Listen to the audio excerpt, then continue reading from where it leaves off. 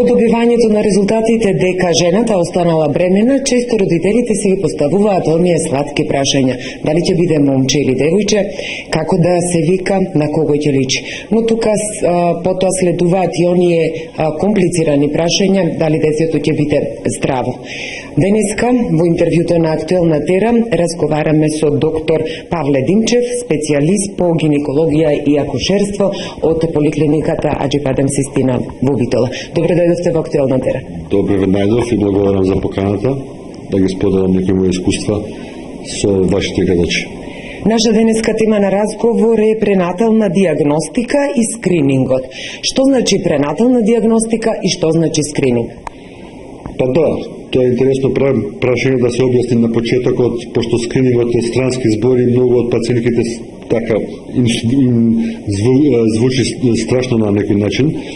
Скрининг е збор кој во било која област, не само во медицината, значи од една поширока популација ги одбереме оние што се специфични или посебни случаи кои би требало понатаму да се доиспитат. Тоест, да не комплицирам во нашата област, во пренаталната диагностика, значи да практички на општата, целокупната популација на бремени жени се направат одредени прегледи во одредени термини и евентуално ако се открие нешто што е специфично или не е во рамки на нормала, се происледи на понатамошно доиследување. Тоест да на некој така не толку сложено, тоа се одредени прегледи во одредени термини од бременноста во кои ние би требало да евентуално ги најдеме и ги откриеме оние што отстапуваат од некоја нормала, што не значи дека тие деца се болни, меѓутоа тие бараат дополнителни исследувања и понатамошни постапки диагностички. Кога се прави првиот скрининг и кои дефекти можат да се откријат на тој скрининг?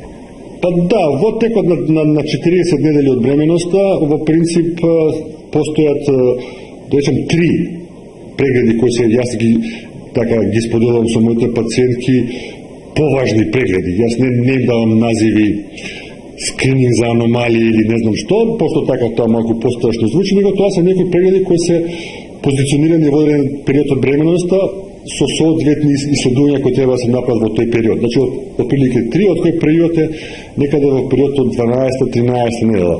По книга пише од 11 до 14, меѓутоа од 12 до 13 недела може би најдавниот период. Зошто? Тој период кога ембриогенезата е завршена, значи стварањето на органите, да речем тоа е некој прв период кога ние може да добиеме некаков по-детален увид, не толку детален како погасно, меѓутоа прв детален увид кај што ќе видиме плод практички, да не кажам, човек со раце, нозе и одредени органи кои може да се видат во таа фаза.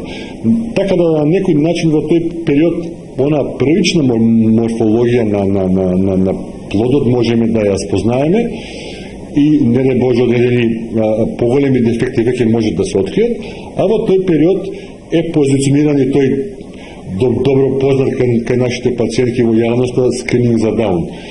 Тука треба малку повеќе да објаснам во контекст на тој скрининг за Даун, бидејќи тука доста се мешаат работите. Значи, скрининг за Даун значи да одредени манифестации кои ги имаат децата со Даунов синдром, кои да морам да потенцирам, не значат дека детето има дефекти, меѓутоа кај поголемиот дел од децата со кои имаат Даунов синдром или трисомија 21 имаат одредени типични манифестации. Тоа се оток на врат, големина на нос, носна коска и некои други, кои, кога ќе ги видиме дека се вон некои нормални граници, обавезно треба да ги проследиме пациентите на дополнителни испитувања. Морам да потенцирам дека ако ги видиме, не значи дека детето има Даун. Тоа често пати се јавува како дилема и како неразбирање како позиција, меѓутоа тоа значи дека тоа дете треба да направиме некакви дополнителни испитувања. И што морам да го кажам во оваа фаза е дека ние на ултразвукот, во тој скрининг што го правиме на ултразвук, Апсолутно не можеме да ги фатиме сите деца кои имаат Даун синдром, пошто и често пати се враќаат пациентки па ми кажат се дека е добро, па испадна вака и онака. Значи, целта на овој, да го упростам, целта на овој преглед е да ги диагностицираме што поголем број на деца кои имаат Даунов синдром. Не можеме само на ултразвук да ги откриеме сите, бидејќи постојат одредена група на деца, за сеќа во мал број, меѓутоа деца кои го имаат овој синдром, меѓутоа практички се на некој начин физички здрави, а таа ментална ретардација што оди со тоа, апсолутно никој не може да ја види на ултразвук. Така да диапазонот на манифестации кои ги имаат овие деца е доста широк. За сега, пак ќе кажем, во голем дел до 80% имаат манифестации кои ги гледаме, меѓутоа имаме мал процент кои апсолутно не може никој да ги види.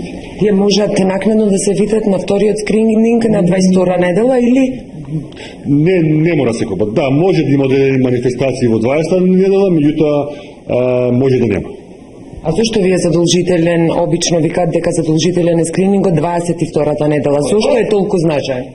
Па во принцип сите се задолжителни, меѓутоа тој 20 е одамна позициониран како некој, да речем, најважен од проста причина, значи детето е доволно големо да може малку подетално да го происледиме, подетално, кога мислам подетално анализа на сите органи и структури во смисла на броење прсти на раце и нозе до анализа на мозокот и структурите кои се мозокот, до анализа на срцето, нели, со евентуално откривање на одредени кардиопатии кои потоа барат одредени доисследувања, до аномалии на сите органи, бубрези, желудни, така, значи тоа е доволно рано, а доволно голем тој фетус да можеме да ги анализираме тие работи и доволно рано да евентуално ако нешто се открие кој е на некој начин инкомпатибилно со живот или ќе бара многу големи дополнителни операции или одредени, значи тежок што се вика неонатален период, да евентуално се направи да родителите размислат и на некои популарни опции како што е прекидна бременност.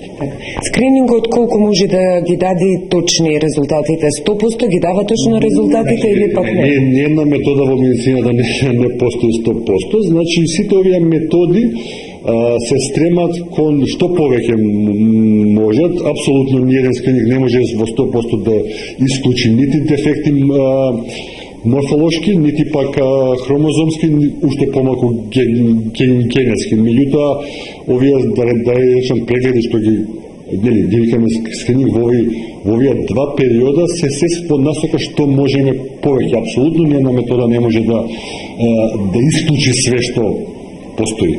Нели? Колку прегледи препорачувате вие во текот на бременноста да се направат? Нели ние знаеме често, мислам, жените знаат често секој месец да одат на преглед. Кај нас во Македонија тоа е таква некоја пракса и кај гинеколозите, кај пациентките да се оди секој месец на контрола на ултразвук.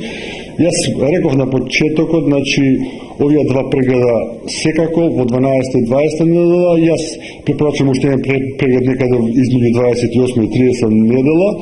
Нормално повторна контрола на целата морфологија во тој период на плодот, меѓутоа во таа фаза наравно можеме да откриеме евентуално и одредени состојби кои се врзани со функција на постелка, дали го храни доволно бебето, има одредени состојби кога тоа не е во ред, па децата се помали, помалку вода и така во таа смисла е тој период исто така битен.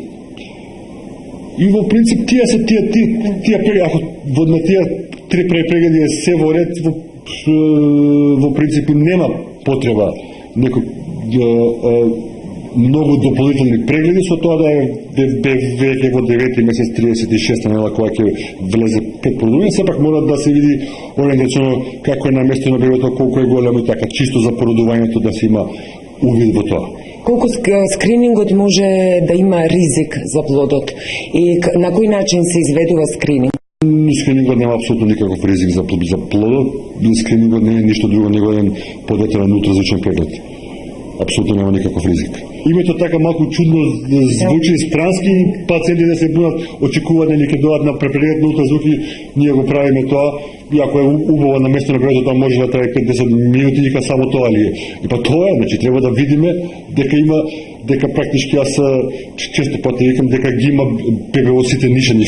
Толку е скринингот. Која ќе откриете аномалија со скринингот? Во која недела бременоста може да се прекине? До која? Значи вака, тоа зависи, видите, аномалијата е многу широк поим, значи одредени дефекти, постојат разни типови на дефекти, така да зависи од степенот, треба да се објасни на пациентката што тоа значи во кога ќе се роди, како може да се реши, дали може да се реши така да тоа е малку поширока проблематика која не може да се одговори у два збора, меѓутоа во принцип ако видиме дека нешто што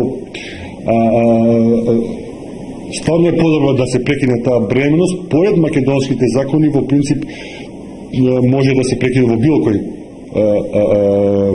секако дека во понапредната гестацијска недела тоа е малку поделикатно и од психолошки аспект за пациентката, меѓутоа нашиот, јас кога што се сеќавам во поново време законот за здравство во Македонија, кога ќе се докаже дека постои дефект кој инкубативниот со живот може во било кој дел од бременоста да се прекине.